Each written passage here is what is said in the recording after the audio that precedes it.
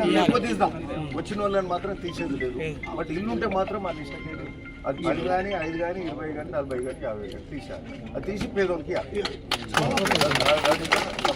మీరు అధికారులు ఓకే అమ్మా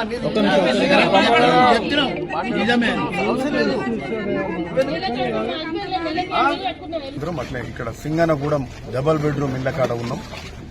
ఇక్కడ 444 ఇండ్లు ఇక్కడ అవుతున్నాయి.